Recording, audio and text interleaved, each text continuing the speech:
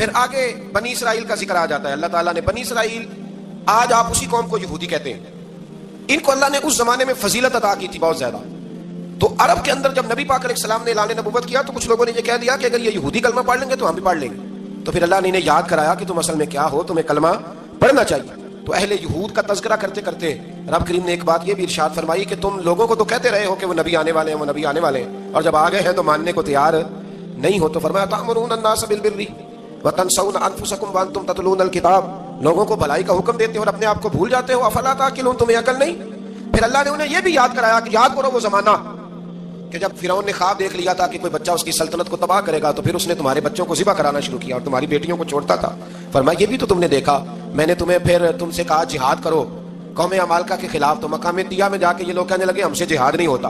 अल्लाह ने उन्हें एक मैदान में कैद कर दिया। बड़ी दिलचस्प बात, कैद तो लोग होते हैं ना चार दीवारी में, तो अल्लाह ने बनी इसराइल वालों को जब इन्होंने कहा जिहाद नहीं करेंगे तो अल्लाह ने मैदान में कैद कर दिया।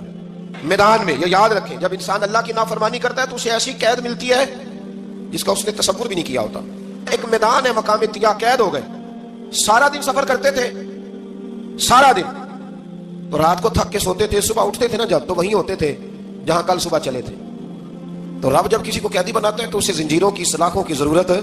दुआ फरमाए अल्लाह तबारक व तआला गमों से निजात अता फरमाए, ये दुआ फरमाए। ऐसी कैद देता है कि जिससे फिर छुटकारा हो सकता। तो बनी इसराइल का बहुत ज्यादा तज़किरा इस बारे में अल्लाह तबारक व तआला ने फिर बयान किया और फिर कहा कि इन्हें जो हुक्म दिया जाता था ये उसकी सरताबी करते थे। फिर अल्लाह ने इन पर जिल्लत नाजिल कर दी और ये हमेशा उसका शिकार रहे। कौम सब्त का जिक्र फरमाया अल्लाह ने। हफ्ते वाले दिन कुछ लोग नाफरमानी करते, हमारे भी हीले बहाने हैं ना आजकल कारोबार में। तो इसी सिपारे की आयत नंबर 65 के अंदर अल्लाह ताला ने हजरत दाऊद की कौम का जिक्र किया कि अल्लाह ने उन्हें हुक्म दिया था कि हफ्ते वाले दिन मछलियां नहीं पकड़नी। तो वो कहते थे चलो हाथ लगा के नहीं पकड़नी, हाथ लगा के। वो हमारे लोग हीले बहाने तलाश कर लेते हैं ना, वो बड़े जनाब इंश्योरेंस वाला आ गया, अब वो बैंक वाला आ गया, वो फलाने साहब आ गए, वो तरोड़ मरोड़ के कहानियां बातें, और फिर हमें भी रास्ते मिल जाते हैं बचने के। मुफ्ती साहब ने कह दिया था ओ एक मौलाना से, मैंने इनको कहा हफ्ते वाले दिन मछलियां नहीं पकड़ने का, नहीं पकड़ते, छोटे छोटे हौज बना लिए। तो मछलियां ज्यादा आती थी उस दिन, ये भी अल्लाह की कुदरत थी। नमाज के वक्त गाहक ज्यादा आते हैं, ये उसकी कुदरत होती है। तो वो मछलियां हौज में जमा हो जाती हैं, यूं समझ लें कि जाल इन्होंने लगा लिए हुए थे, तो जाल में वो फंसती रहती थी, हौजों में आती रहती थी। हफ्ते को नहीं पकड़ते थे, इतवार को पकड़ लेते थे। तो फिर अल्लाह ने इन्हें सजा दी। फरमाया तमाशे करते हो अल्लाह के हुक्म के साथ। क्या सजा दी? फकुलना लहुम कूनू किरादतन खासिईन, फरमाया बंदर बन जाओ धुतकारे हुए। जो रिस्क हराम तरीके से कमाते थे रब उन्हें बंदर बना देता था।